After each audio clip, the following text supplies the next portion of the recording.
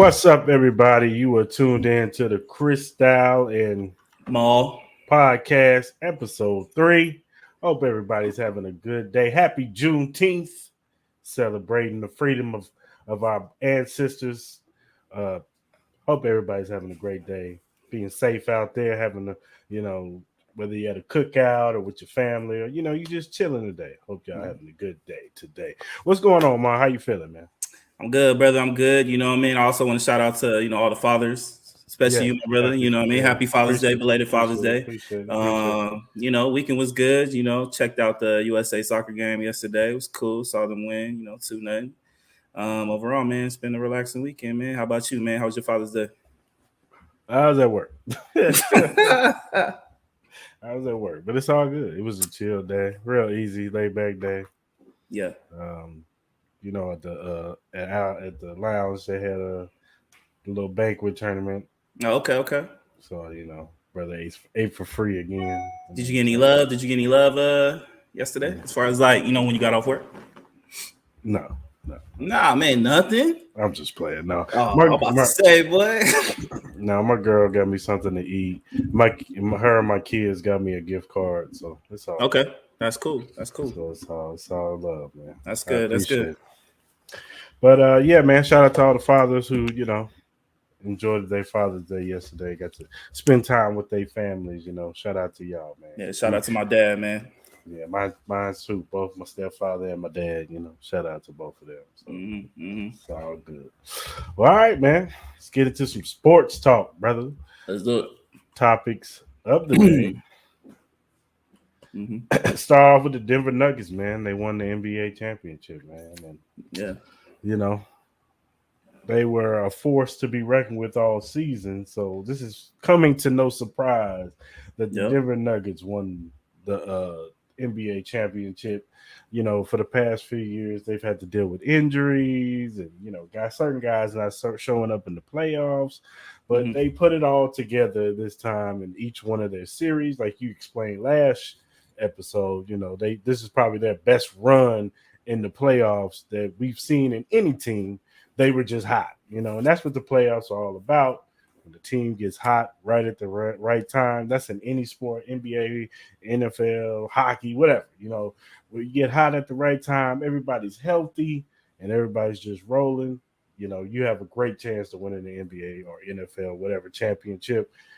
And the Denver Nuggets had all that going for them. They didn't have any injuries, no major injuries. Everybody was healthy. Everybody was on. And, here we are sitting at the Denver Nuggets winning the NBA championship. What is your thoughts, sir? My thoughts are congratulations to the Nuggets. They were a better team at the end of the day. They had a great year, a great run. Jokic, I think at the end, he left the league this season as the best player in the league right now. I think there's no argument to that. Jamal Murray, he came and showed out. I'm happy to see him win a ring. Jeff Green and those guys.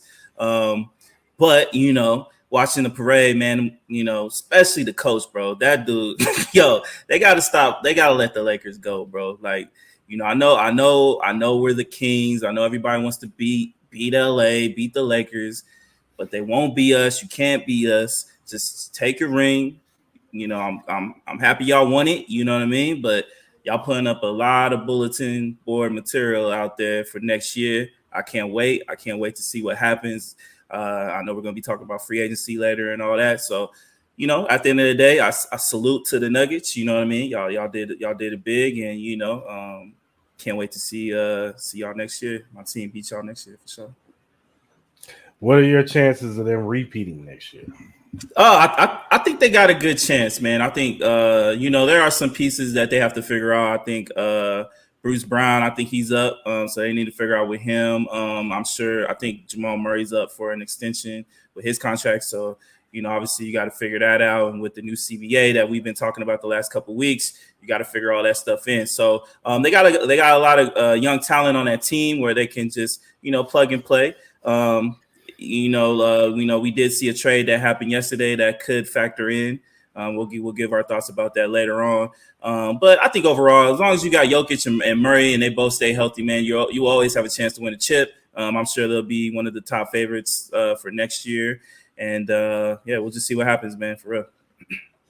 Yeah, like you said, if they can figure out those pieces and continue to grow with this young team, they have a great shot of repeating once again as NBA championships. It's not going to be easy because I feel like everybody's going to get better, but they definitely have a shot, especially with how loaded and deep their team is. No, for sure. Like at the end, are we going to see Aaron Gordon have another good run like that? I don't know. He's been an up and down player. Right. You got cats like I said, Bruce Bowen, KCP. I think KCP, he will always be goated in my eyes, man. I love KCP, bro. Like I think he is the player that he is, man. He's a great fit. He's a championship type of player. We just got to see what's up. I said they're putting up a lot of bulletin board material out there, especially with one particular team. But at the end, we'll just see. I just they have all the talent in the world to do it, but I think the West is going to be tough next year. There's going to be a lot of things that happen during the off season with free agency, draft coming up. So we'll see, man. Nothing's ever promised. So for sure. Well, all right, man. You talked about it, man. Free agency, and it kicked off yesterday, man. The big trade. Bradley Beal traded to the Suns for Chris Paul, what's his name, Landry Shampert, and several second-round picks. Yeah. Now, Bradley Beal has always been in the topic of this. He's like Dame Lillard. Like he's always in the topic of discussion in the offseason, and then he ends up staying with the Wizards. Well, finally this year, he finally gets moved. Right. He's moved to the Suns. And, Bradley Beal, he's always been a coveted player. We all know his skills. You know what I'm saying? He's a good shooter. He's a good all-around player. But he's just on a lousy team. So, hopefully, you know what I'm saying, he still got a little bit left in the tank so he can contribute to the Suns and possibly at least get to the playoffs. Yeah. But what are your thoughts on this trade? Does this make the Suns a top team in the West? Man, honestly, bro, there's so many layers for me with this trade. With one, I really don't understand this trade at all. Like I kind of get it, but I honestly don't. Because I believe Bradley Beal and Devin Booker are pretty much the same player. You know what I mean? And then now you add this contract, which is a behemoth of a contract. You know what I mean? This man's getting close to $50 million. I think next year he will hit $50 million next year. I think you got Kevin Durant that's at like 46, and Devin Booker at a lower cap. But he's coming up too because, low key, he's the best player on that squad. So now how are you going to fill out the rest of your roster? You know what I mean? Like you got cats that you probably can, obviously bring back. I think they're going to be able to keep Campaign. I think he got his whole contract fully guaranteed off of that. I think you got Torrey Craig and some other pieces. You have DeAndre Ayton right there, which that's another layer to it because you had DeAndre Ayton the last 2 years crying like Tyrese about him not getting enough offensive touches. What do you think it's going to be like for this man right now with Bradley Beal, Devin Booker, and KD? He's never going to get an ounce of an offensive play call for him. He's going to have to, get the offensive rebound and put it back up. So you already know he's not going to be too happy, especially as the season goes. So I low-key kind of see him probably getting traded, and maybe they can, get maybe like 2 or 3 pieces, maybe get a big man, get a power forward, and, and then maybe try to get somebody that can come off the bench as far as like in the guard position. I don't think this makes them the favorites. Like you still have a lot of teams out there. Like you have the Nuggets that you have to put them right now as the favorites in the West. You still have the Lakers. The Lakers can figure out what they're going to do. Like, I love Ty Lue as a coach. I'm not a big fan of that Clippers team because Kawhi Leonard and Paul George always stay hurt. But you have them if they can miraculously find a way to find a cure so these guys can stay, non-hurt for the whole season. They have a squad. They've proven that even sometimes when they're out, that they still have a really good squad that can, compete. Even though they lost to the Nuggets, they competed in some of those games. You know what I mean? So you have them. You don't know what obviously you don't know what Dallas is gonna do. You don't know what some of these other like you still got Sacramento, Golden State Warriors, on and on. So you have that. Then you got Frank Vogel. So you're gonna try to get Frank Vogel to command to try to control these 3 guys. And then like he is a defensive minded coach, but who's going to play defense? You got Kevin Durant, who I guess at this point, you know, he's going to be a power forward, but he's not a big power forward, and he continuously gets hurt for the past couple of years. He's getting older. Mm-hmm. Kevin Durant's still a great player. So you got to factor that in. Bradley Beal ain't guarding nobody. And Devin Booker, if you're going to ask Devin Booker to try to guard the better point guards in the league, like a Ja Morant, a Damian Lillard, a Steph Curry, he's just going to get worn out in the series. Then that's going to take away from him being able to do what he can do, which is scoring. You know, he's an offensive genius. You know, so I don't understand the trade. I don't understand the trade for Beal's sake because he can be a great spot up 3-point shooter. But, you know, is that what he really wants to do? Like, obviously, he did choose to go to this team. So, obviously, he must be okay with it. And then for the Suns as an organization, you traded away 5 to 6 second-round picks. You don't have any more first-round picks as a GOAT because you traded that off for the Kevin Durant trade. Mm-hmm. I'm like, how are you gonna upgrade your team? You know what I mean? So like, you know, this also to me, which I could be doing this, you know, I have no inclination if this will happen or not, obviously, because this could be years down the road. But me personally, you might as well start the clock for Devin Booker getting out of there, honestly, because if you can't win the chip within the next year, that's when most of the CBA stuff starts kicking in, where you can't use your mid-level exception. You can't match money. You can't do a lot of things that's where you cannot upgrade your team. You know what I mean? So they're going to hit that threshold. I think with the three of them, I think they're already hitting like 150, 160 as far as cap hit. So, and then their numbers are just going to go up as the years go. So I don't understand it. Good for them. Like, but I could see a situation where, like, you know, if one of these guys gets hurt, man, they could be a bottom.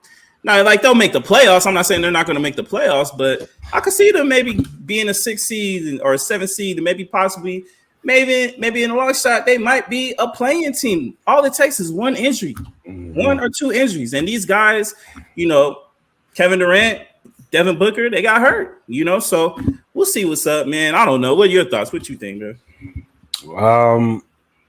Like you said, man, him and Devin Booker and Bradley Beal are like the same player. So which one are you going to have playing the point? Like you said, how are you going to fill out the rest of your roster? Like, are you going to be able to get other role players to, you know, keep those starting guys fresh? You know what I'm saying? So when they get on the bench, you can bring these guys in. I don't know. I'm the minority. Like, I think Kevin Durant is a great player, and I think he's a great player, but I never thought he was a great leader. Mm-hmm. I've always thought he's a great player that you could add to a great team. That's what he is to me. Yeah. Like, he could add to, like, if you got the Golden State Warriors at that time, he was the cherry on top. That's what he was. Yeah. Because that team was winning before he got there, but he added an element to that. But you know what I'm saying? Do I think he's a great leader? No, I don't think he galvanizes the troops to say, hey, we about to win this championship. We going to win. No, he's not that type of dude. He just goes out there and plays his game, which he's a great player. He could shoot his ass off and all that good stuff. But he never had I've never seen like, I'm put the team on my back. I'm a killer instinct. I'm just going to, take over. He's never been that guy to me. So off top, wherever he's at, I've never said, well, the Suns is the favorites. Like, are they contenders? Possibly.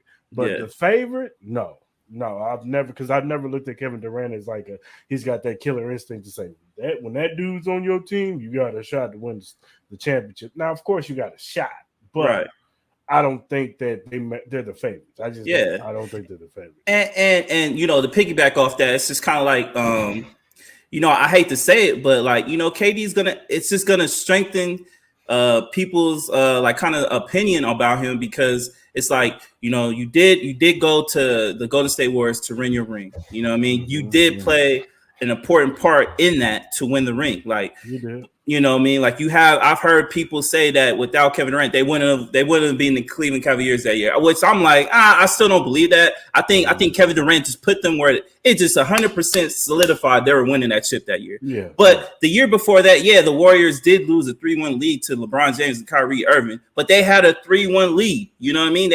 They broke the record as far as like an NBA season record. They were up 3-1. Then all of a sudden, Draymond Green gets suspended, which I don't agree with at that time. I didn't think he should have got suspended. But at the end of the day, he got suspended, and then the Cleveland Cavaliers were able to come back and win the series. Who's not to say that the Warriors came back and won the next year without Kevin Durant? You don't know what kind of pieces they could have did. Like, I don't remember what they had as far as like their cap hit at that time, but Steph Curry wasn't the player he was today. Obviously, he was getting better every year. So, but you're just gonna have that kind of opinion where people are gonna be like, all right, you've had Steph Curry, Klay Thompson, and Draymond Green. You went there, you got your 2. You couldn't do it when you had Westbrook or Harden. You had that. Yeah, they were young, but you know what I mean? That's still part of it, even though if it's fair or not, you know what I mean? I think some of the stuff that is said about Kevin Durant is not fair. Then you went to Brooklyn. Then you had Kyrie Irving and James Harden. We all saw what happened with that. That was a total disaster at that point. And then now you chose to go to the Suns when you had Chris Paul, DeAndre Ayton, and Devin Booker. Last year, it didn't work out. So now you blew up that whole team. Yeah. Depending on what happens with DeAndre Ayton, obviously Chris Paul most likely wasn't going to come back next year. Right. But now you have Bradley Beal, Devin Booker, and DeAndre Ayton right now. If you can't win with these guys, what are they going to say? You can't win without Steph. Yeah. And I'm not saying it's fair, but you know what people are going to say out there. Even though Kevin Durant don't care, Kevin Durant don't give a shit about what people say. He's plainly said that at the end of the day, you know what I mean? Yeah. But at the end of the day, that's what they're going to say about your legacy, whether it's fair or not. That you keep teaming up with all these guys, and for some reason, you can never win. And these are like all-time great guys, like Bradley Beal. I don't know how he got the no trade clause, because now the Suns got to deal with that. So now let's say if stuff don't work out in the next 2 years, you're going to have to figure out how to get this team. That's why I think eventually Devin Booker, I think he's going to get out of there, because Kevin Durant by then is going to be close to, you know, his age where he might start considering retiring, you know what I mean? Then all you're going to have is Bradley Beal, who can dictate wherever he's going to get traded, and he's going to start hitting the cap with 50, 52, 53, wherever it's at. Then you got Devin Booker just going to be sitting there like, man, this is looking like the Wizards. You know what I'm saying?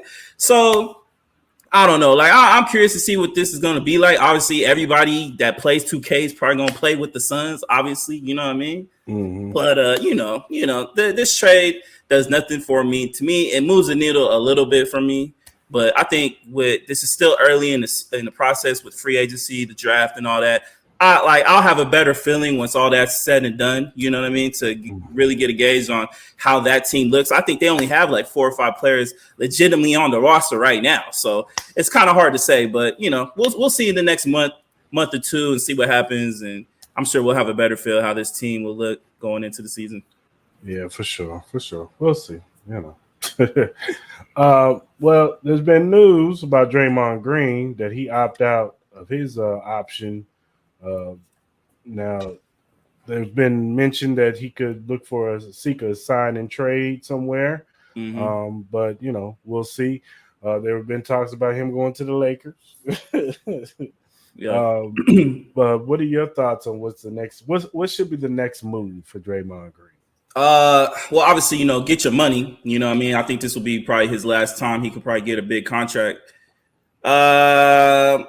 I low-key think he should just stay with the Warriors, man. I think he just fits with the Warriors. I think he fits with Steph. I think they fit perfectly. I guess you can try to – I don't want him to come to Lakers, honestly. I don't see that fit. We need shooters. Draymond Green cannot shoot. I think we were really good defensively. We don't need help on that end. You know what I mean? I guess it could relieve pressure off of Anthony Davis and LeBron James, where Draymond Green could play the bigger guys. He could play the Jokic's and Embiid's and the Giannis's, I guess. But overall, do we really need Draymond Green? No. I think the Warriors need to try to keep him regardless.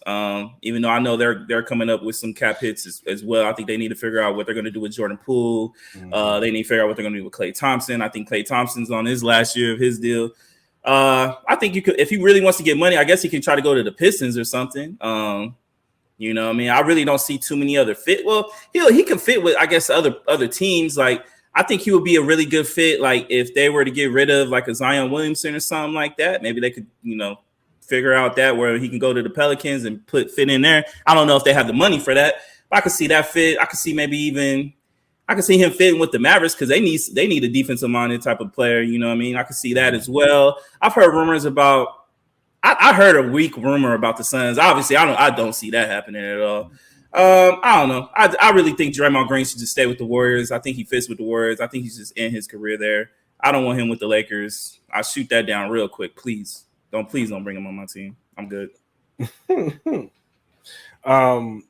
Could you see him with the Heat? I could, but I don't think that's what they really need, honestly. I think what they really want is Damian Lillard. I think they need offense. Like Draymond Green doesn't give you anything offensively. Like he'll have his like occasional games where he might go off and get you like 18 points. But overall, man, I think he's more of a defensive minded player. He is getting older. He has had some injury bugs, the past couple seasons. Nothing drastic. Right. He's a very reliable player. He's a great defensive minded player. He'll definitely, command respect in any locker room he'll go to. It'd be kind of interesting to see him and Jimmy paired up because them practices would probably be hilarious. Honestly, somebody gonna be punching somebody in there. Somebody punching somebody up in there. So I don't know, man. We'll see, man. I said there's not really because obviously with Draymond, it's about championships. You know what I mean? I wouldn't mind seeing him being paired up with some of these younger teams. You know what I mean? They're up and coming. That can teach some of these guys some stuff. Like maybe even the Spurs teaming them up with Victor Wembanyama. You know what I mean? Giving relieving him from the pressure of trying to guard like the Giannis's and Jokic to save his body because I don't even think he's physically ready to deal with players like that right now. You know what I mean?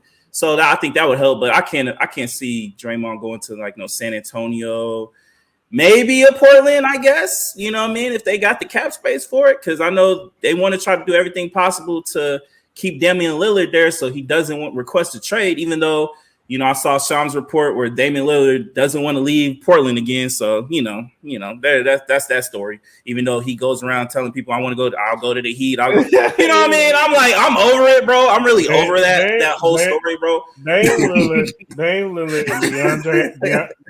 and DeAndre Hopkins are the same person, I'm like, bro, it's every year, man. It's like you're not winning anything with Portland. Okay, let's say Portland trades their number 3 pick. What are you going to get Jaylen Brown? Okay, you get Jaylen Brown. Even though I don't think the Celtics are trading Jaylen Brown, would you consider them a championship team? No.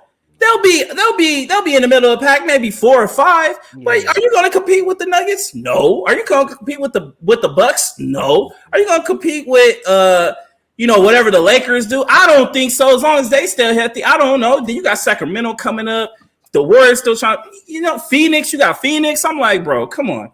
Like, you know what I mean? Like, everybody knows Damian Lillard should leave. I respect him wanting to stay with the Trailblazers. I really do. But if you really want to win, brother, you're not going to win. You're not going to win. Time. Ain't time, bro. It's coming up, bro. It's coming up, bro. I think he's 33 years old, so he still has a couple years left. You know what I mean? I don't think he's going to age terribly. What I mean? No. But bro, come on, man. Like you have opportunity. Like Miami's sitting there waiting for you. They're sitting there waiting for you. Where I don't even think they have the pieces where they could trade.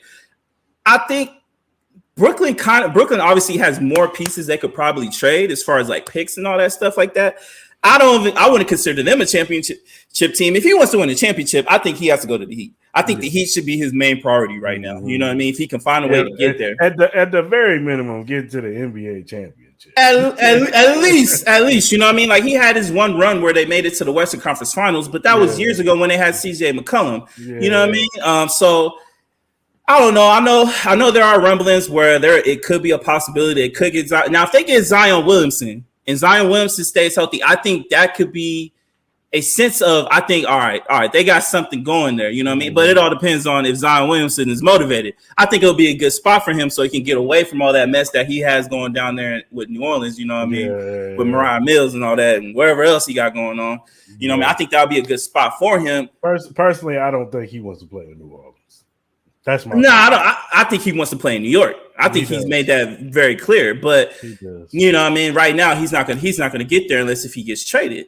Now, will the Knicks trade for Zion Williamson? I don't know. You know what I mean? I don't think anybody really knows the Knicks' really true plans. I think you'll start probably hearing it more once the draft starts coming around. But You know what I mean? If the Portland Trail Blazers do get Zion Williamson, depending on what they had to get rid of, obviously it'll be the 3 pick and maybe some other pieces too. I'm kind of curious to see what else they can add on to that. And then we might have a conversation. It'll probably be Anthony Simmons and the pick and something else. I just wouldn't want to get rid of Anthony Simmons, man. I wouldn't either. I think the kid got upside. Like I think so. You know what I mean? I think they got some young talent on that squad that could rival like what the Pelicans did. You know what I mean? Or what OKC did. You know what I mean? I think they got talent. Where I think if you give it a couple years, I think Anthony Simons is Damian Lillard. I think he does everything Damian Lillard does. Now, can he do it consistently? I don't know. I'm sure the years will tell, but I'm burnt out on Damian Lillard, bro. I'm burnt out on that whole story, bro. But back to Draymond Green, we'll see what happens, man. I think he should go with the words that I said numerous times. Just stay with the words, bro. If you can find the money to stay there, stay. Yeah, for sure. Yeah, we'll see. So John Morant, we haven't really talked about it, but Adam Silver finally gave out the suspension, 25 game suspension for John Morant, which is like a slap on the wrist to me. You know, it's a little hit, you know what I'm saying? Like, right. He'll be back in time for the Christmas game to do his thing with, you know, it's not going to hurt the Grizzlies, like as far as seeding wise or anything like that. So, right. What are your thoughts on the 25 game suspension? Well, my initial thoughts was, really? Adam Silver, you could have announced this during the finals, brother. Like, what are you doing? 25 games for that? Like, the way he originally came out, it made it sound like he was about to give him like 40, 45 games. I'm like, oh, okay. It's about to get real serious. Are we even going to see him before the trade deadline? You know what I mean? But then he come out with the 25 games. I'm like, bro, you could have announced this 2 weeks ago instead of going on a world tour talking about like, oh, this and that with John Morant. So I'm like, all right, whatever. Do I think 25 games? I think 25 games is okay. I thought I would expect it a little bit more, maybe like around the 30, 35 range, you know what I mean? Just because of the repeat offender tax I would put on him, especially the stupidity tax that he did, you know what I mean? So, you know, I think he's going to get hit because I think, number one, I think it makes him ineligible, you know, for MVP honors, for any kind of awards for the end of the year. I think it kind of eliminates him from that because I think you have to play at least 65 games to, you know, get that. So that is also going to have that's obviously going to have an impact on him with his contract because I don't think it will make him Supermax eligible. So he will lose millions of dollars based on this decision right here. And then on top of that, the 25 games, I'm assuming he's going to miss maybe around like 10 million or so money within his contract for this year. So he's going to lose a pretty penny. I did see a thing today where there are sayings where John Morant and his camp believe that the NBA is out to get him, fans are out to get him, media is out to get him. Ja, no one's out to get you, bro. They just want you to stop being stupid and stop putting yourself in a precarious situation where that's going to make you lose money, lose sponsorships, and potentially get you kicked out the league, and even worse, maybe even harm you and your health. I'm like, bro, like there's no reason for you to be around guns at this point. There's no point for you to post yourself in a nightclub drinking out of a bottle. Don't even think about messing with a toy gun at this point, bro. Just stay in the gym. You have so much talent. I think that's the most frustrating part with John Morant right now is that he has the potential to be the face of this league. And I know there's a lot of conversation with international players and American-born players where you have a lot of these international players coming up and supposed to be taking over the league, even though it's like, whatever. Like you have a lot of great international players. There are a great amount of NBA players. But John Morant was supposed to be the face of the league next to Zion. Now you have these two guys going through these weird moments in their careers right now where it's just like it's kind of putting a little bit of a black cloud over who is going to be the face of the NBA. Like you have Jokic who could be, but he don't really have the personality for it. I think Giannis kind of has the personality for it. He's a kind of a, you know, loving guy where no one really hates him. But for the most part, they want an American-born superstar who could be the face of the league. They want to replace LeBron James because LeBron James is coming up where he's going to be retiring. Kevin Durant's getting older. Steph Curry's getting older. So they need to find that new face. But John Morant just needs to chill out, stay in the gym, bro. get through these 25 games, summertime, and then come back hungry. I think he'll be hungry. I think he'll be hungry for sure. But who knows when how they'll be in the rankings as far as like where they are with playoff positioning by the time he comes back. So, we'll see. All right, man. Let's talk about the NBA draft, man. It's coming up this Thursday. Everybody knows that the Victor, what's his last name again? I don't know. Wembanyama. He's going to be the first overall pick to the San Antonio Spurs. So he's going to be under the tutelage of Greg Popovich. But what are your opinions on the second, third, and fourth, maybe even fifth round pick? Well, it's going to be kind of interesting. I know there's a lot of rumors out there where they could be trading the second or third pick. Obviously, with Portland, they got the third pick. They want to keep Damian Lillard, so obviously they're going to need to trade that third pick to get some pieces, i.e. a Zion Williamson or another player that has yet to be named. And then Charlotte too. Michael Jordan just sold the Hornets his portion of the team to the Hornets, so he's not the majority leader anymore. He's more of a minority leader. I'm kind of curious to see what will happen with those. I think Scoot Henderson should be the number 2 pick, and then Brandon Miller should be number 3. I do like both of their games, but I'm more of a Scoot Henderson fan. I think Scoot Henderson can be a better Russell Westbrook, a better Donovan Mitchell. You know what I mean? Right now, like if you looked at his shooting game wasn't really that up to par as far as like when he was playing in the G League, but you know what I mean? Like, I'm not really worried about the shooting. I think he'll be fine. You know what I mean? That's shooting is one of the, especially in his position, I think that he can get better at. But overall, like, if you've seen the way this man's body looks, man, this man looks like a freaking specimen out there. You know what I mean? So I think he'll be good. Brandon Miller, I think he'll be good as well, too. You got the Thompson twins as well. I think one of them will be decent. So I'm definitely kind of curious. You got the Rockets on number 4. I think with them, they need to figure out what they're going to do with Jalen Green. You know what I mean? Are they going to keep him? Or are they going to trade him? You know what I mean? I could see them maybe getting another guard and then maybe potentially trading one of their 2 guards that they do have, depending. And then fifth, you have the Detroit Pistons. I'm not really sure who they could probably get. They already got their point guard last year with Jaden Ivey.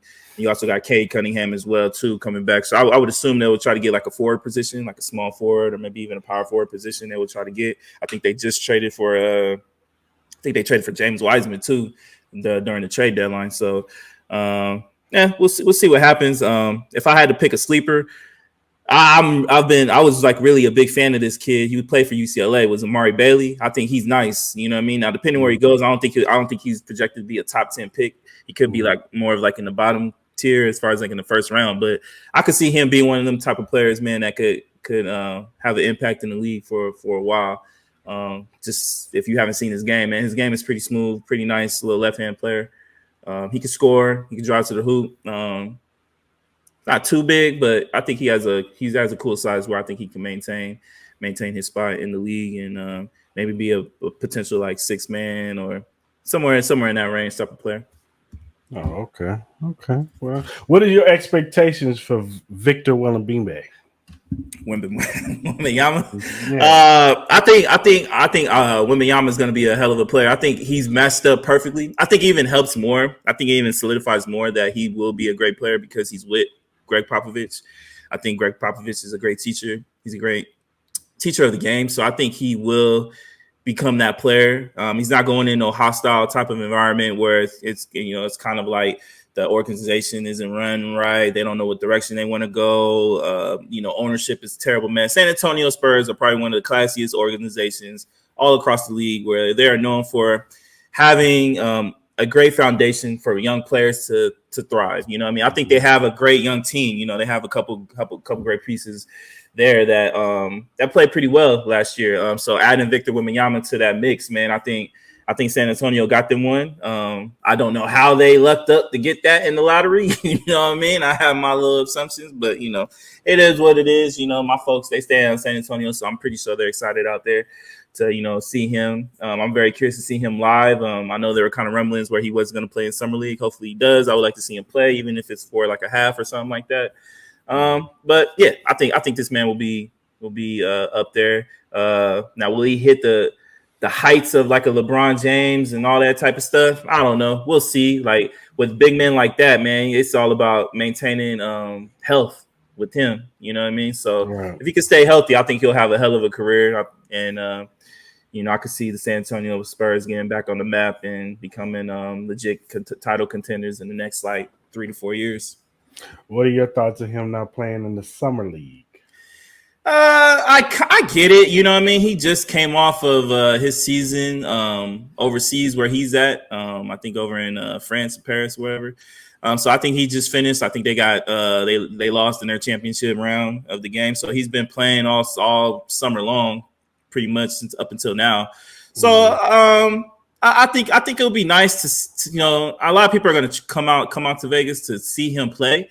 See him and Scoot and Brandon Miller and all these young guys play. Majority of people want to see Wembanyama play. So I wouldn't mind him playing for at least like a half. You know what I mean? Nothing crazy. Just get his win. Show people what he looks like up and close, especially in America. I'm pretty sure a lot of people have not got to see him play. A lot of people just seen highlights. It's a lot different when you see him up close and personal.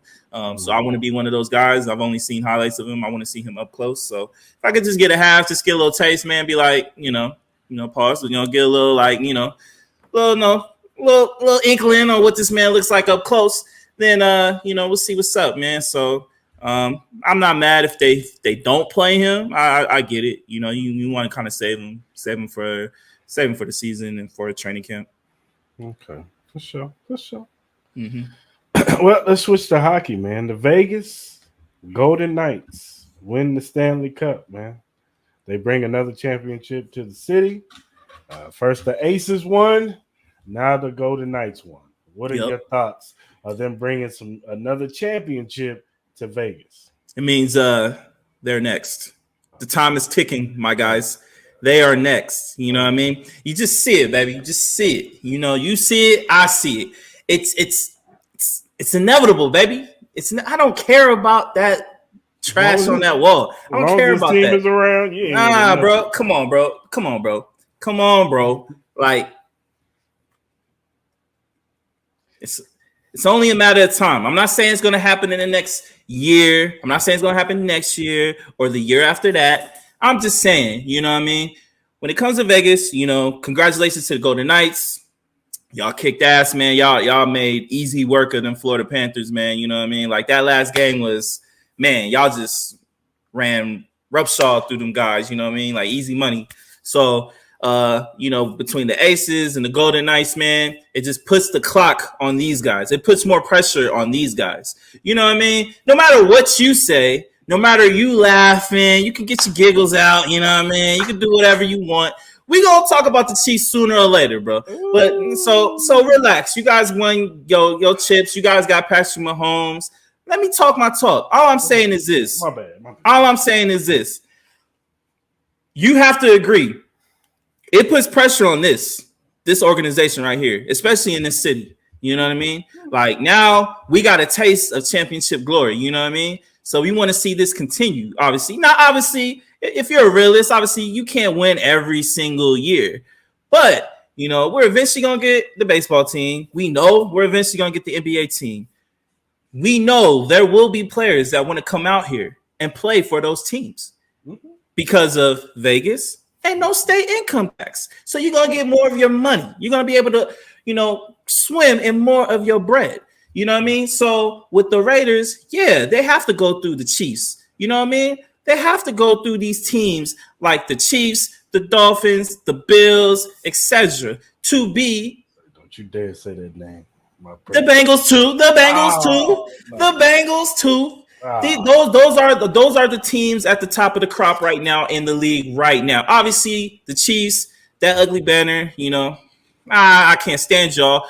But you guys are the champions, you know what I mean? You guys got the best quarterback in the league right now. I'm not gonna sit here and deny any of that. But the reality is, with this Vegas Golden Knights Stanley Cup victory, not to take shine away from them, but for me personally, it puts pressure on them. It puts pressure on McDaniels. It puts pressure on that whole front office to get this thing right, get the ship sailing. Raider fans have been going through a whole bunch of BS for the last 20 plus years. You know what I mean? It's time to right the ship. You know what I mean? Got rid of Derek Carr, got Jimmy Garoppolo. We getting some new pieces. We need to figure out what's going on. You know what I mean? We're tired of seeing mediocre product on that excuse my language, on that field, because you about to get me to cuss so bad on this goddamn podcast, boy.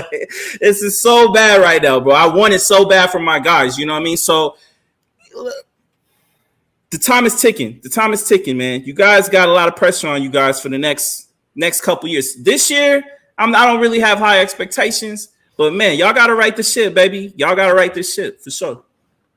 Shout out to the Golden Knights for winning the Stanley. Bro, you can't deny I'm wrong, though. You can't. No matter how you feel about your Chiefs, you know it puts pressure on this organization out here in Vegas. Hey, you know it's man. real. Hey, man. Pressure is all up on y'all. It is. It is. You know what I mean? Especially with the Gruden stuff and that whole draft circus where we don't have not one first round pick. And I forgot what year was that? 2000? Was it 2000, 2001? We lost literally every single first round draft pick that we had for the last couple years. You know, to the whole Derek Carr fiasco that happened last year, to the expectations that we were going to be this better team last year, but ended up not meeting expectations, to now where we're trying to figure out what the hell they're doing right now. So we'll see. You know, season's coming up, training camp's coming up here in the next month and a half. And man, this guy got a bet too. Yeah, we do got a bet. We got a bet. Yeah, I bet this man that he believes Kadarius Toney is going to have more than 1,000 yards. I said more. I said 1,000 yards. Don't do that. Okay, 1,000 yards. He thinks he's going to get at least 1,000 yards. I said no. It's for 100. You know, Benjamin Franklin's. You know, you need to get that 100. So he will be paying me that at the end of the year. You know what I mean? I'm pretty sure we can make a couple more bets if he really feel froggy about it. And yeah, I'm not really worried about it. I'm sure we could figure it out, brother. Oh, we could figure it out, bro. I'm not really worried about that Kadarius Toney stuff. I'm really not. I'm really not. For what? For what? Why? I ain't gonna do this. Why? Why? we did this before. We can do it on here, bro. Why? Why? Because it's happening. He's coming. It's gonna be a breakout season for Kadarius Toney. You mark this pod. I said it. Look, I don't wish no ill will, but you better hope homie don't break a leg. He's not. He stays hurt. My man stays hurt. If anybody's going to have a breakout year, it'll probably be like a Sky Moore or something. If anybody will have a breakout year. Or Isaiah Pacheco, if Andy Reid decides to run the ball more than goddamn 12 times a game. And it's not happening. So I'm like, Kadarius Toney is pretty much turning into your number one. He's pretty much replacing Juju Smith-Schuster. Am I correct? Yes and no. Yes, kind of. Y'all.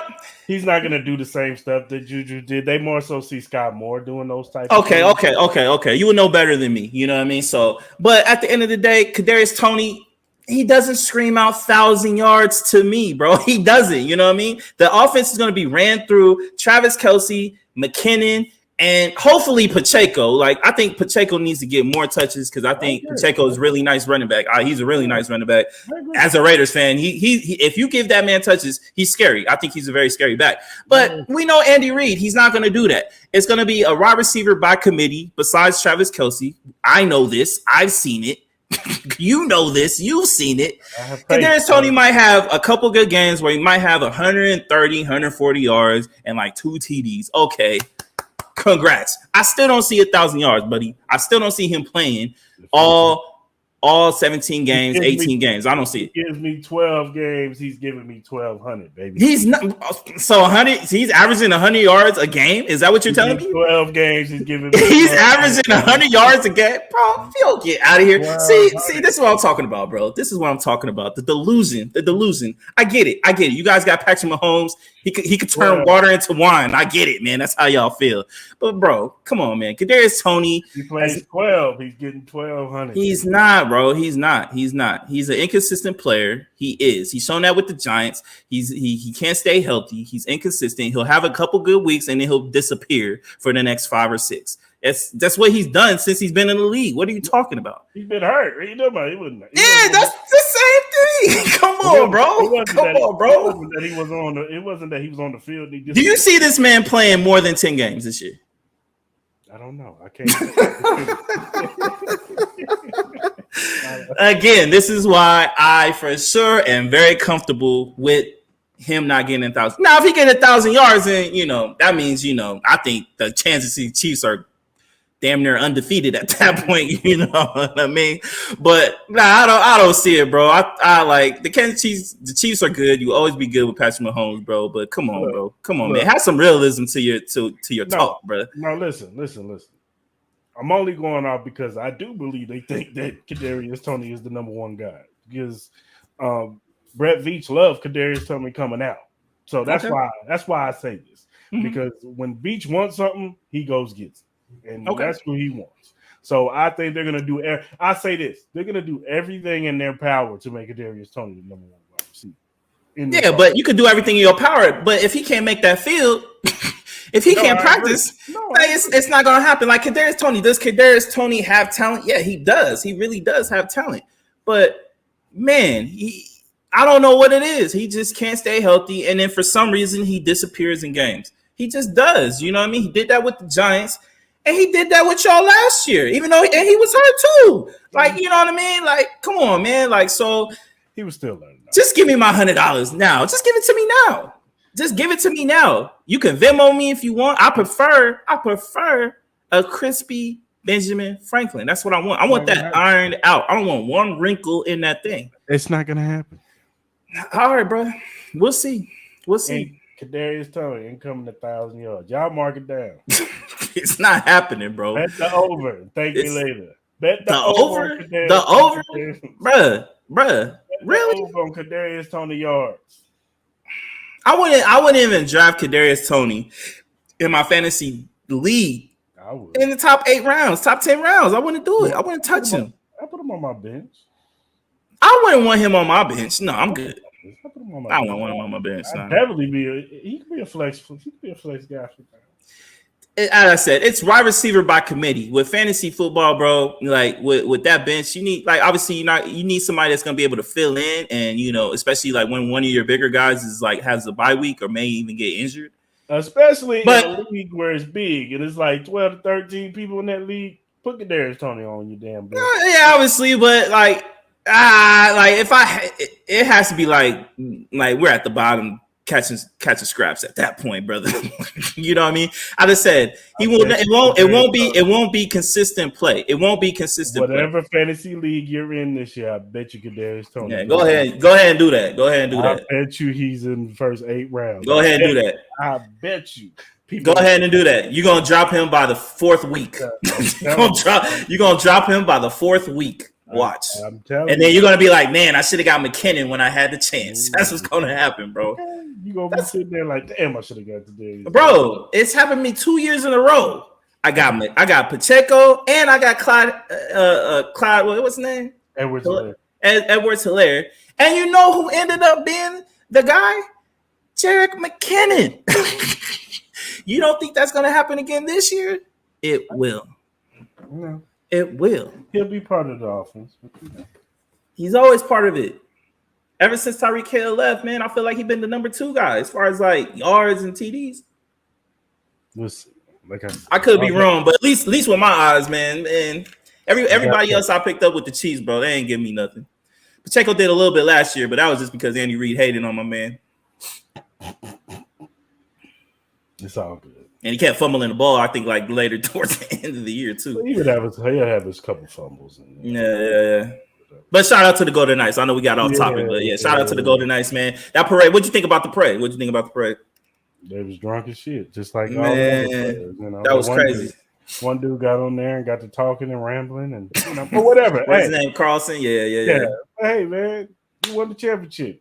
You get to do whatever you want. Do whatever you want, but you know what I mean. Like, yeah, you get the championship, celebrate. You know what I'm saying? It was deep. If we won some championship, probably drunk, talking crazy on stage too. So it was deep out there, man. For real, like it was a lot. It was crazy. I didn't personally go because it was too hot that day, and I wasn't trying to be caught up in that.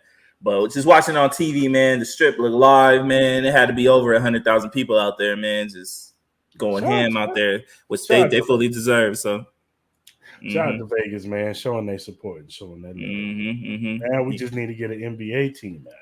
Yeah, we need that. We need that. Bron, bring them out here. It's coming. I know it's coming, but we need it out here. They started talking about that development. You saw that report where they were talking about the development across from the outlet mall.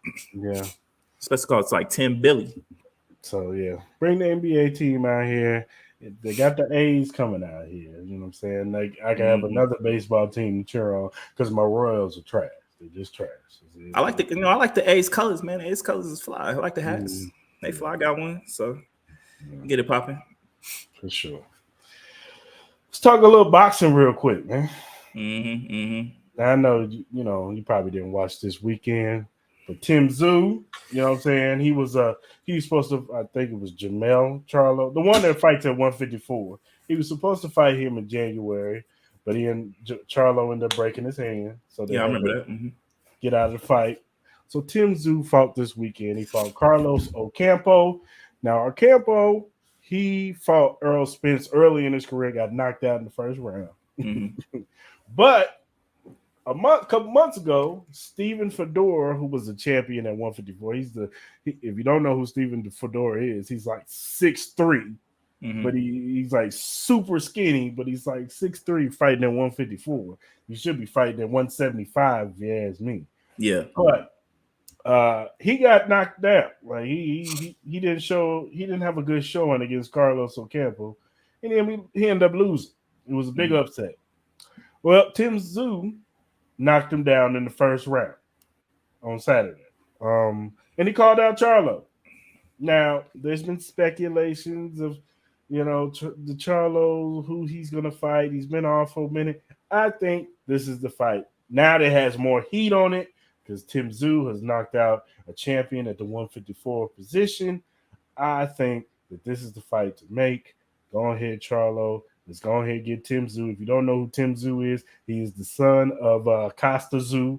If all your boxing aficionados know who Costa Tszyu is, Costa Tszyu was a very good fighter in his heyday. You know what I'm saying? He's the one who beat Zab Judah when Zab Judah was the man. You know what I'm saying? So I think this is a very good fight to make. What are your thoughts? Yeah, like I saw the highlights of the fight, man. My man totally he demolished my guy. You know what I mean? So. But I still think Charlo wins the fight, man. I think he's a better fighter. You know what I mean? Like I think with the Charlo brothers, man, they just got to get in the ring at this point, bro. You know what I mean? It's been a lot of talking, a lot of FaceTiming, a lot of IG lives, but not enough ring talk. You know what I'm saying? Like I ain't seen not one punch in the last week. It was been like year and a half, 2 years. Almost. The other one was like 2 years, yeah, right. Yeah, one at 160. He's supposed to be fighting. Supposedly, there's a Canelo fight, which I think would be a really good fight. I think that would be an exciting fight to watch. So finally Canelo's deciding to fight.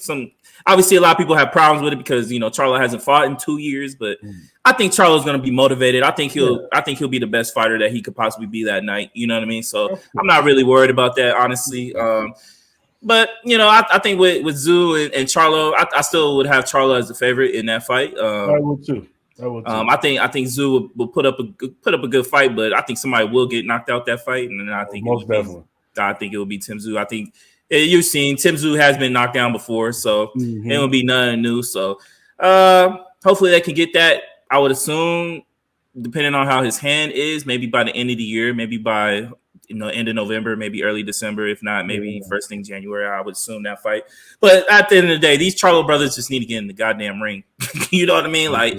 Enough with this talking and stuff, bro. Just like we support y'all, we mess with y'all, but bro, get in the ring, man. It's like, and if the other Charlo don't get Canelo, then go ahead and fight Demetrius Andrade, man. Yeah, man. They were talking on IG Live, I think a couple days ago, man. So you know what I mean? Like at this point, bro, just getting in the ring with somebody legitimate. Don't get in with no Bo Slow type of motherfucker, but. Man, just get in the ring, bro. You know what I mean? Like we've heard enough talking. We got enough, showings that people want these big fights, man. You know what I mean? Like we got the Terrence Crawford, Errol Spence that's coming so close. It's right there. It's coming. Can't wait for that. But the Devin Haney's, the Javante Davis, Ryan Garcia fights, all that, man. We're getting this. So Charlo brothers, let's go, baby. Let's go. Come on. Let's get it rolling. It's gonna be a good month, a good July of boxing. You got Boots. It is. Boots is fighting. Mm-hmm. You got the kid Virgil Ortiz, who's an up and coming 147, who's fighting for a title. Foden fighting. Foden, he's fighting. The Japanese dude. I refuse to try to say his name. Yeah, man. They got some really good fights this coming month, man. So I think Lisa Bumgarner, don't she fight this month too? She fights the beautiful, man. We rooting for your girl, man. So go ahead, whoop her ass for sure. We know you're gonna do that. So we got a lot of really good fights, man. Female and men boxing. So like I said, definitely a fan. Got to be on the lookout for this and support the fights, man. You know what I mean? I know some of y'all be doing the little like stealing this, especially the T Crawford, man. Pay for that fight, please, because it'll get more of them these fighters to want to do these fights because at the end of the day they want to get paid. You know what I mean? So man, let's go ahead and support them, man, for real. Like I know I get it. $89 is $89. You know what I mean? But we don't get these fights often, man. So it's not like you're paying for this every month. It's just once 2 times a year type of thing, man. You'll be all right. Yeah, for sure. I agree. Let's switch to a little MMA, man. There was a video that surfaced at a fight. You saw John Jones talking to what's the African brother's name? Francis Ngannou. He was talking to him. They was talking a little trash. Mm-hmm. You know what I'm saying? Trying to make this fight. Now I ain't worried about MMA. One thing I say about MMA, when 2 guys who are supposed to fight each other, they make the fight happen. So what do you think about that fight you said? Just like any kind of hybrid fight, I can't really take it too seriously, man. Because at the end of the day, if you put well, technically it won't be a hybrid fight. I'm low key losing my mind. I'm low key thinking of like a Francis Ngannou trying to fight like a Deontay Wilder. So my bad, I'm tripping. If these 2 guys fight, it would be an amazing fight. I think John Jones would win this fight. You know what I mean? I think he's more, I think it was a jiu-jitsu. I think he does or whatever. But anyways, I think his groundwork is better. I think his stand-up is better. Now, he did look a little hefty his last heavyweight fight. You know what I mean? So, and he looks a little hefty now. So, I don't know how that plays. Like, he looked really good in his last fight. So, I'm going to take it with a grain of salt of how he looks. I think he'll still look great in the ring. Now, the only problem is Dana White. Dana White is not messing with Francis Ngannou at all. It's the whole reason why he left UFC. Francis Ngannou was looking for the bag. Dana White does not want to pay him, at least the amount that Francis was looking for. So I think that's why he ended up going into the other fighting league.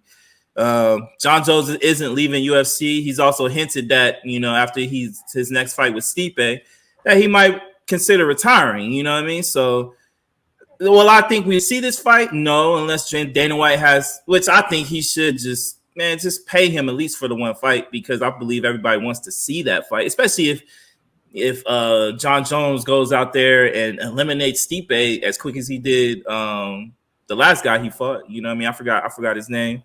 So my apologies to that. But man, I think we talked about a little bit last week where we talked about, I think, where MMA has kind of like an identity crisis as far as like who their superstars are, and the oversaturation of watching the sport, where it can become a little bit fatiguing at times, especially with some of the fighters leaving the sport and leaving and coming back and all that. So it'll be interesting to see. Though I think it will happen. Right now, I would honestly say no.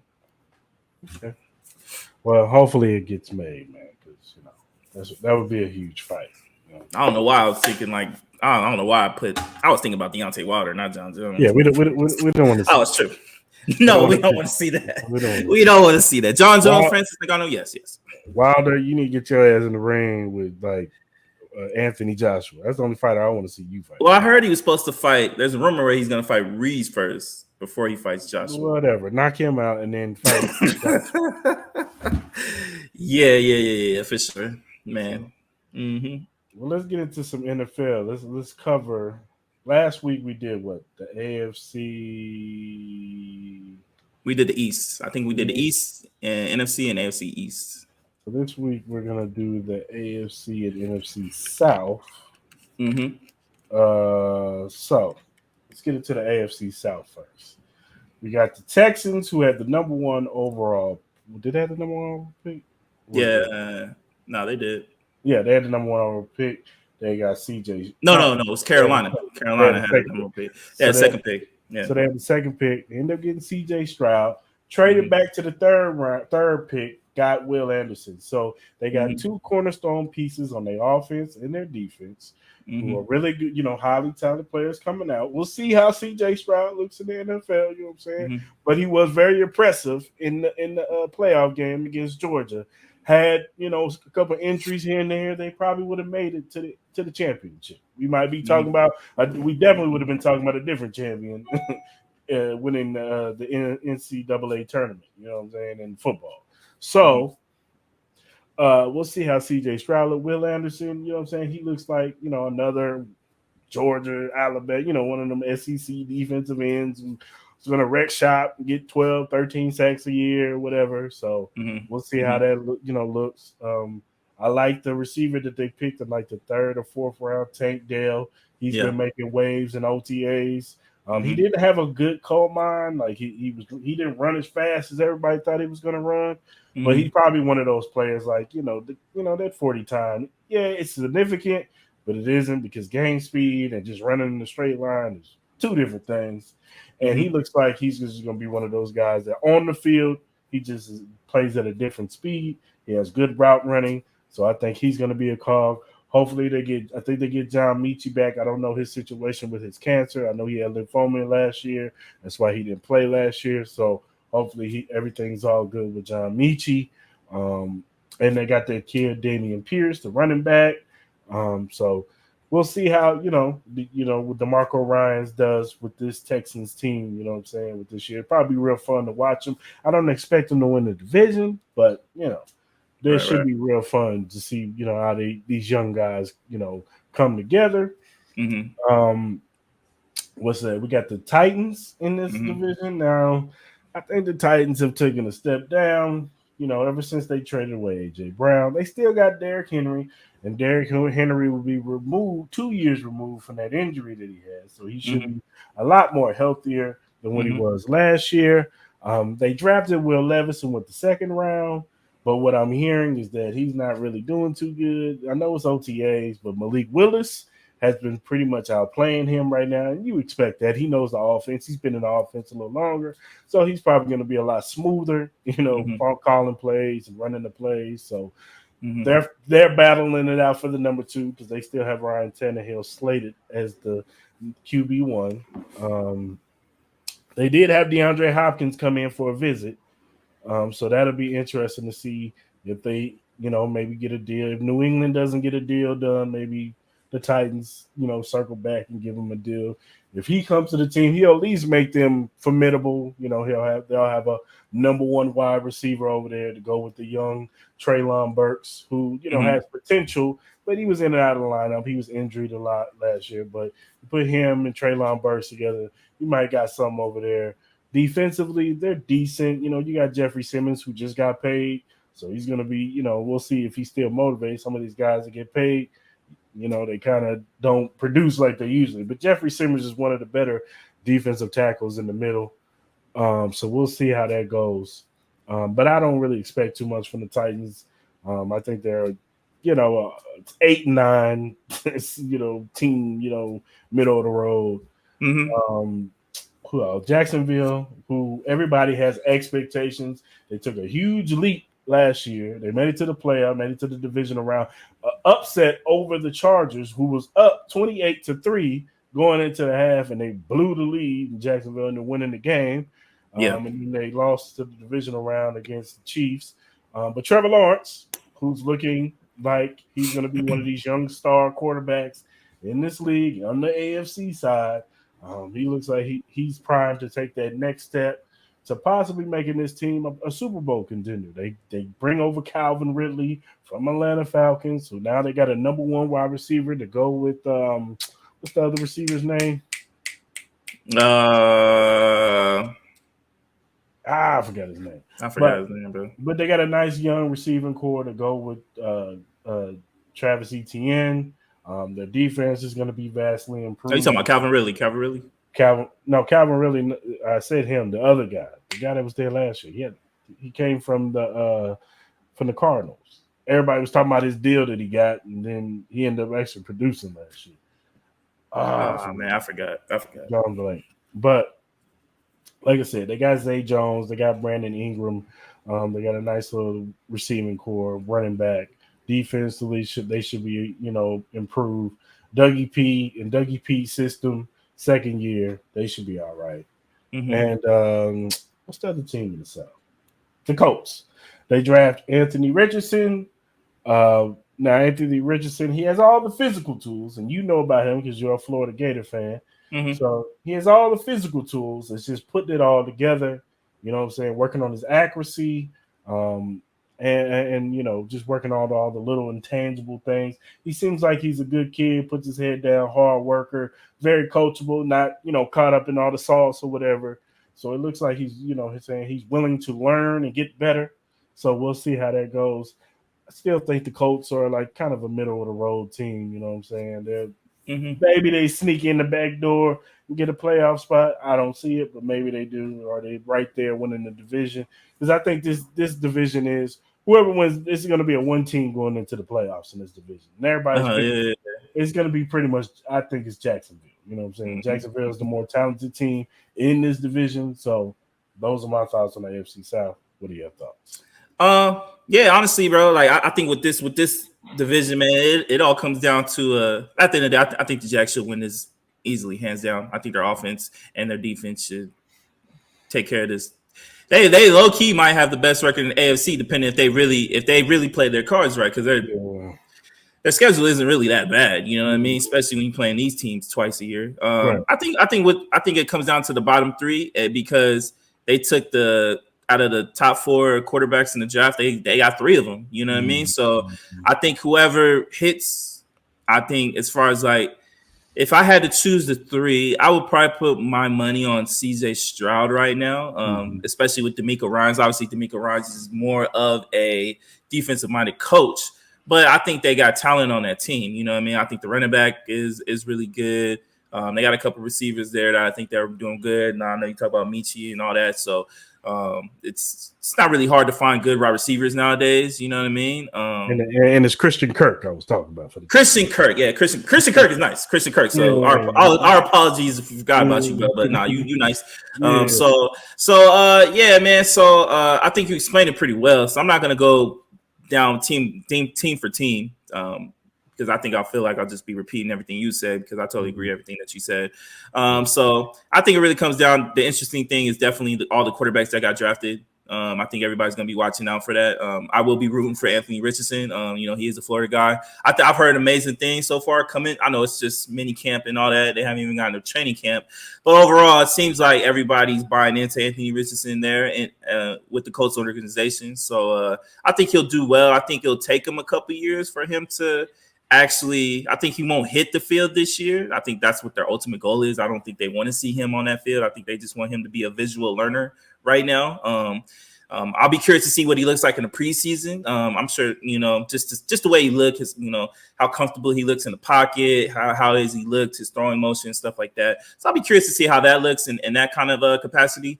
But overall, Will Levis, I was never a big fan when he came out, but as you said, you've been hearing rumblings that he ain't really been looking too good, so far at minicamp, and as we said, it is just minicamp, so we're not taking it with a big, huge bag, but you know what I mean? So, Malik Willis was pretty bad last year, so if he's outdoing you right now, it's not really saying too much right now, and I hate to say that about Malik Willis, but, it was looking pretty bad out there, man. I don't think they allowed you to throw the ball 5 times a game, you know what I mean? So, I don't think that was all on him. I just think Vrabel. I get it. I get it too. I get that. You know what I mean? So I don't want to really, hit the young man too hard. You know what I mean? It was his first year. I'm not the one type of guys that are going to be like, oh, he sucked his rookie year. Like, oh, he's going to be terrible the rest of. No, he's not. I think he'll get better. You know what I mean? Like, Right. I think it's a lot coming into, especially in a playoff type of mentality where you're trying to get into the playoffs and then you just get thrown into the mix because Ryan Tannehill got hurt. You know, it's kind of tough on a young kid. You know what I mean? Especially his background and where he came from in college and stuff like that. I don't think he was ready for it. And it was kind of bad. It was kind of a terrible situation for him. So right. I really don't want to, I really don't want to get too much into Malik Willis, but Will Levis, man, you got to be better from at least all the reports that we've seen. You know what I mean? So we'll see how that goes. Jaguars, if you don't win this division, not a lot of people are going to be taking you serious. Trevor Lawrence, I know Trevor Lawrence is trying to get his bag. His bag will eventually come up. But with Calvin Ridley, Christian Kirk, I think they have one of the top 5-6 wide receivers combinations in the league at this point. You know what I mean? They're deep. You know what I mean? They're deep. And then, depending on, I was hearing rumblings about them maybe possibly getting rid of Travis Etienne a little bit, but obviously I don't see why that. Yeah, I was hearing a little bit. I don't know if it was true, but I was hearing a little bit about it. But yeah, we'll see. I think the Jags should win this hands down within by week 8. They should win this division. Honestly, you know what I mean? Yeah, they should have this wrapped up by Thanksgiving. Yeah. Well, let's switch over to the NFC South. Pretty much, it's funny how both of these divisions mirror each other because they're probably the worst divisions in each side of the conference. It's very true. Now the Carolina Panthers, they end up getting the number 1 overall pick. They got Bryce Young from Alabama. They also drafted Jonathan Mingo, wide receiver at Ole Miss. You got some veteran wide receivers over there with Thielen. Another veteran wide receiver there. DJ Chark, they signed. You got a really good defense. Brian Burns, a good defensive end. They got Frank Wright, who's a good head coach. I think he was a good coach with the Colts. I just think when what's your name left, the quarterback. Andrew Luck. When he left, I just think that Frank Reich was just putting together. He's putting glue on the situation. Yeah, he's putting in a bad spot. Yeah. So I think he'll be wonders for Bryce Young. They have already named him the number 1 day 1 starter, as they should, because nobody want to see Andy Dalton out there flinging the football. So I think the Panthers. I just think it depends on how fast Bryce Young can catch on to the offense and how much chemistry he can get with these wide receivers. I think they could possibly be a wild card especially in the NFC. So and with this defense, I could see them wanting to play good defense, keeping the score close. Not no high scoring, gunslinging type stuff right now. Let's keep the score close, and if we keep the score close, we can have a chance at the end to win the game. So, Tampa Bay, I think, is going to go downhill fast. They got Baker Mayfield. I wouldn't be surprised if Mike Evans is not even on the team mid-season. You got Chris Godwin. We'll see how he responds for 2 years removed from that injury. Yeah. The running game is going to be interesting now that they don't have Fournette. The defense has been aging. We'll see how that looks now. I think I don't think they're going to be any good this year. I don't see them making the playoffs, especially with Baker Mayfield at quarterback. Then you have who's on in this division?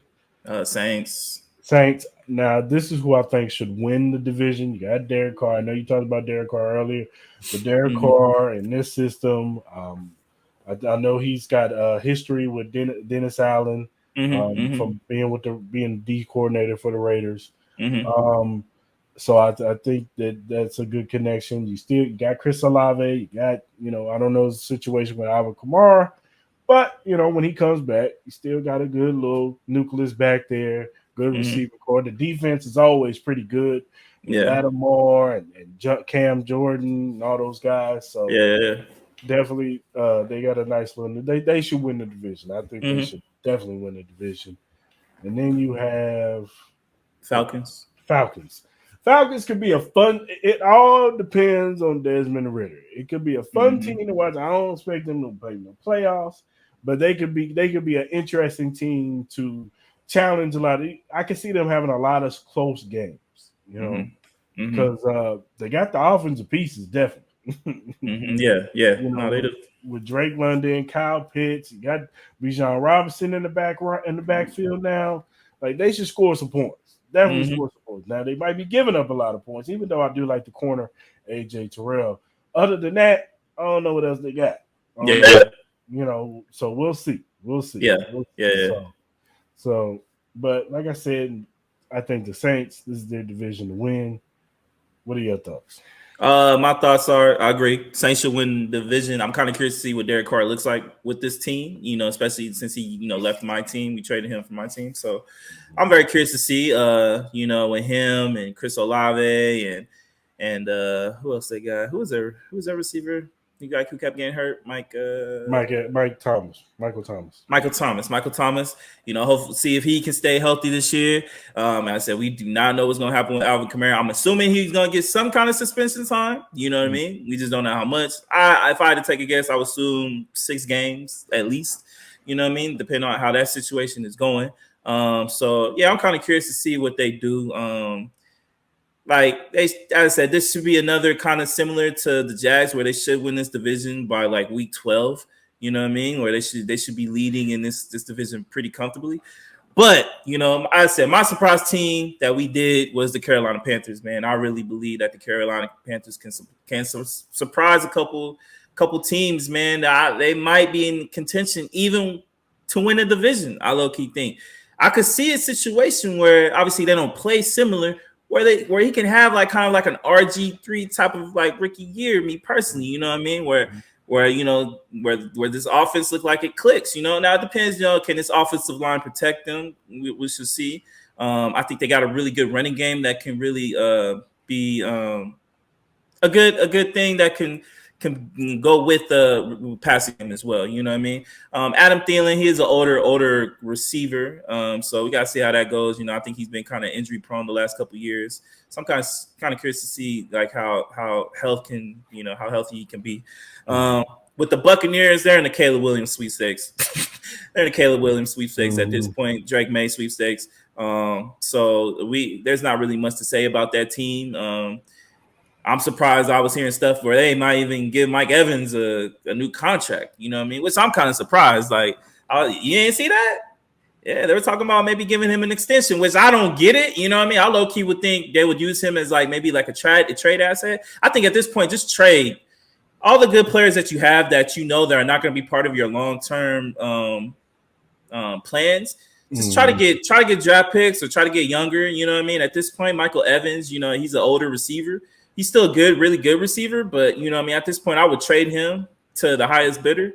I would either try to trade him to like the Colts. You got the Colts, you got cats. Everybody needs a receiver, man. New England, the Chiefs, the Bills. Like, you know, there's so many teams. The Rams, like there's so many teams out there that always will crave for wide receivers because of the way the NFL is going. It's more of an offensive league right now. If you have a quarterback and you give him a receiver.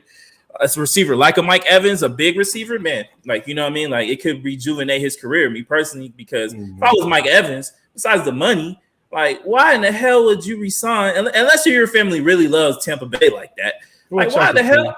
Which I could see. It's I've never been to Tampa Bay. It looks nice, you know what I mean? But at the end of the day, why the hell would you stay in Tampa Bay? You're not going to win anything anytime soon, you know what I mean? Unless if you really want to play with Caleb Williams, you know what I mean? Like, Caleb Williams is going to be that guy. Like, he could, you know what I mean? Or it's just like, man, I got my Super Bowl ring. I'm just going to collect these checks. Man. Yeah, for real. So, and you know what? I'm not mad at that. You know what I mean? I'm really not mad, you know, because at the end of the day, we all in it for the money, you know what I mean? Besides the love. So I get it. And then the Falcons, as you said, they could be a really exciting team. It all depends on Desmond Ritter. You know what I mean? Like, they have young, explosive talent on that squad. You know what I mean? I was seeing some BS where somebody was trying to say Kyle Pitts was overrated. And I'm like, it's his first year, bro. Like, how is he overrated, bro? And even before then, I think he was doing really good before he got hurt. And then you're playing with a rookie quarterback. So yeah, your numbers aren't going to look what they're supposed to look like, you know. But if you give Kyle Pitts like a Patrick Mahomes or Joe Burrow or some kind of quarterback like Josh.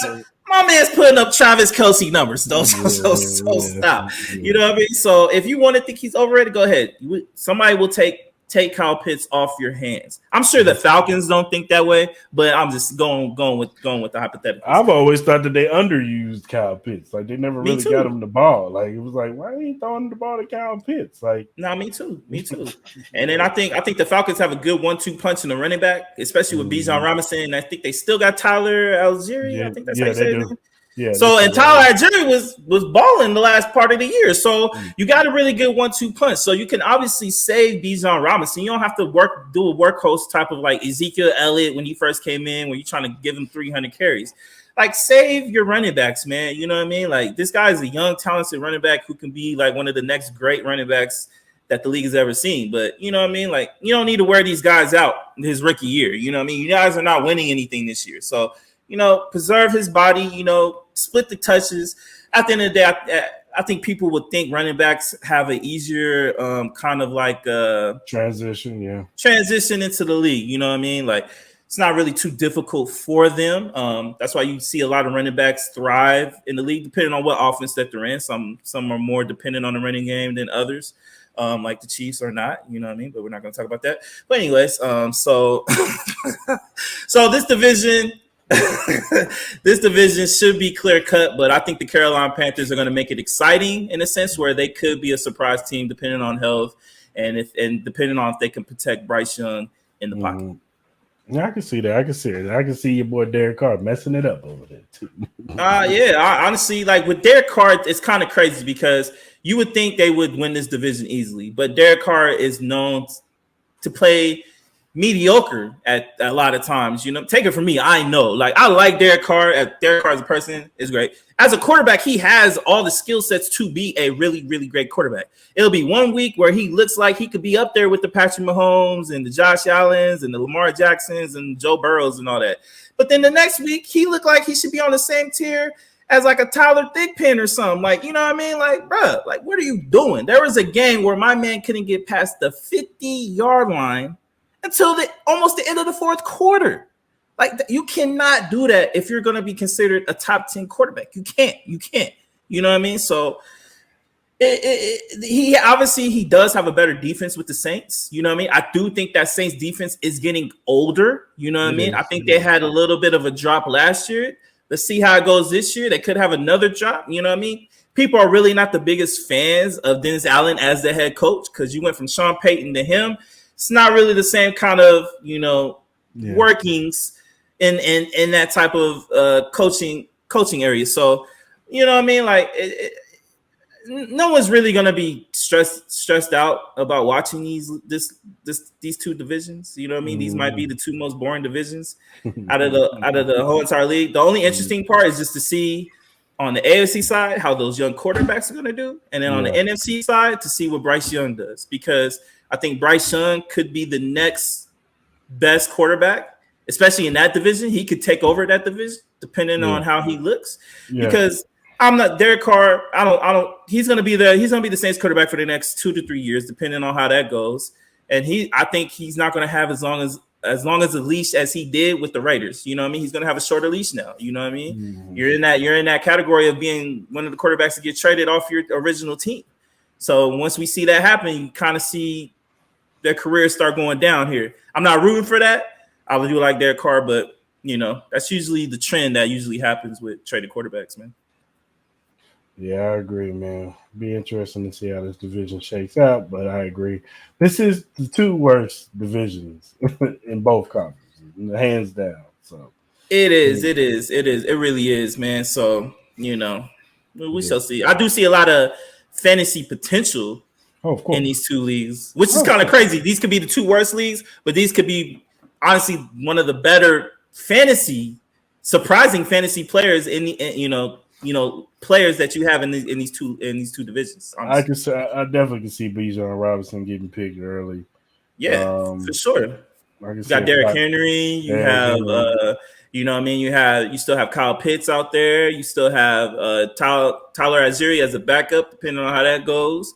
You got Drake London, depending on if you know what I mean. So, and then obviously you got you got your Bryce Youngs. You still have your Alvin Kamara's depending with his situation, and Chris Olave was a really good fantasy player. You know what I mean. So, and then not to count all those guys on the Jaguars side. You know what I mean. Then you still have C.J. Stroud. You still have Dameon Pierce. You still have Jonathan Taylor. You know what I mean. So this division does have a lot of fantasy players. I think that could be great for your fantasy teams for sure. I agree. All right, brother. Another show in the books, episode 3. A little rough one, a little bit. Yeah, a little technical difficulties. A little bit, man. A little bit. But it's all right. We got through it. We won't work through it. The editing, y'all probably won't. Y'all notice it a little bit, not as much as we notice. Yeah. It got pretty it got pretty bad, man, for sure, man. But it was cool. Episode 3 was fun. It was fun. Still good content on here, people. Still good content on here. Yeah. All right, brother, man. Let's go ahead and land this thing.